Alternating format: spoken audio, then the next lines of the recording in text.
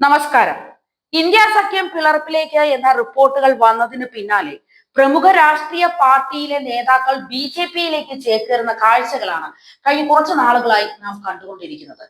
ഡൽഹിയിൽ നിയമസഭാ തെരഞ്ഞെടുപ്പ് നടക്കാനിരിക്കെ കോൺഗ്രസുമായി യാതൊരു സഖ്യത്തിനുമില്ല എന്ന് ആം ആദ്മി അടക്കമുള്ള രാഷ്ട്രീയ പാർട്ടികൾ പറഞ്ഞിരിക്കുകയാണ്. ഇപ്പോഴിതാ ശിവസേനയും ഇന്ത്യ സഖ്യത്തിൽ നിന്നും പിന്മാറുന്ന കാഴ്ചയാണ് കാണാൻ കഴിയുന്നത്.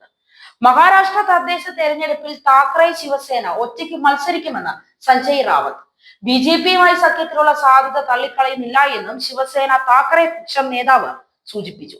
ഉദ്ധവ് താക്കറെ തന്റെ ശത്രുവല്ലെന്ന് മഹാരാഷ്ട്ര മുഖ്യമന്ത്രി ദേവേന്ദ്ര ഫഡ്നാവിസ് പറഞ്ഞതിന് തൊട്ടു പിന്നാലെയാണ് റാവത്തിന്റെ പ്രതികരണം. ലോക്സഭാ തെരഞ്ഞെടുപ്പിൽ തോൽവി ഏറ്റുവാങ്ങിയതോടെ പ്രതിപക്ഷ നിരയിലെ നേതാക്കന്മാർക്ക് രാഹുൽ ഗാന്ധിയുടെ നേതൃത്വത്തെ അംഗീകരിക്കാൻ കഴിയുന്നില്ല. ഈ അനിഷ്ടമാകട്ടെ ഇടയ്ക്കിടെ പുറത്തു വരികയും ചെയ്യുന്നുണ്ട്. മറ്റു പ്രതിപക്ഷ പാർട്ടികൾക്കും കോൺഗ്രസിനോടുള്ള എതിർപ്പ് പരസ്യമായി തന്നെ പ്രകടിപ്പിക്കപ്പെടുന്നുമുണ്ട്. കഴിഞ്ഞ ലോക്സഭാ തെരഞ്ഞെടുപ്പിൽ കോൺഗ്രസുമായി ചേർന്ന് പ്രവർത്തിച്ച എല്ലാ സംസ്ഥാനങ്ങളിലും വമ്പൻ തോൽവി തന്നെ ഏറ്റുവാങ്ങി എന്നതാണ് ഇതിന് പിന്നിലെ ഒരു പ്രധാനപ്പെട്ട കാരണം. മുംബൈ, താനെ, പൂനെ, നാഗ്പൂർ മുനിസിപ്പൽ കോർപ്പറേഷനുകൾ ഉൾപ്പെടെയുള്ള തദ്ദേശ സ്വയംഭരണ സ്ഥാപനങ്ങളിലേക്കാണ് പാർട്ടി ഒറ്റയ്ക്ക് മത്സരിക്കുമെന്ന് ശിവസേന എം.പി സഞ്ജയ് റാവത്ത് ഔദ്യോഗികമായി പ്രഖ്യാപിച്ചിരിക്കുന്നത്. ഉദ്ധവ് താക്കറെ തന്റെ ശത്രുവല്ലെന്ന് മഹാരാഷ്ട്ര മുഖ്യമന്ത്രി ദേവേന്ദ്ര ഫഡ്നാവിസ് പറഞ്ഞതിന് തൊട്ടു പിന്നാലെയാണ് സഞ്ജയ് റാവത്ത് ബി.ജെ.പിയുമായി സഖ്യത്തിനുള്ള സാധ്യത തള്ളിക്കളയാൻ കഴിയില്ല എന്ന കാര്യം സൂചിപ്പിച്ചിരിക്കുന്നത്. രാഷ്ട്രീയത്തിൽ സ്ഥിരം ശത്രുക്കളും മിത്രങ്ങളും ഇല്ല എന്നാണ് ഫഡ്നാവിസിന്റെ പ്രസ്താവനയെ കുറിച്ച് ചോദിച്ചപ്പോൾ റാവത്ത് അന്ന് പറഞ്ഞത്. ബീഹാർ മുഖ്യമന്ത്രി നിതീഷ് കുമാറിനെ ഉദാഹരണമായി ചൂണ്ടിക്കാട്ടിയായിരുന്നു സഞ്ജയ് ഇതിനെ ന്യായീകരിച്ചത്. ബി.ജെ.പിയും ശിവസേനയും 25 വർഷമായി സഖ്യത്തിലാണെന്ന് ശനിയാഴ്ച റാവത്ത് പറഞ്ഞു.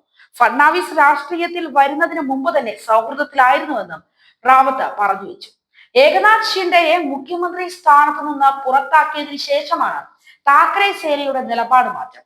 ഫഡ്നാവിസിനെ മുഖ്യമന്ത്രിയായി തെരഞ്ഞെടുത്തപ്പോൾ ആദ്യമെത്തി ഉദ്ധവ് താക്കറെ പൂച്ചെണ്ട് നൽകിയത് വലിയ രാഷ്ട്രീയ വൃത്തങ്ങളിൽ ചർച്ചയായി മാറിയിരുന്നു.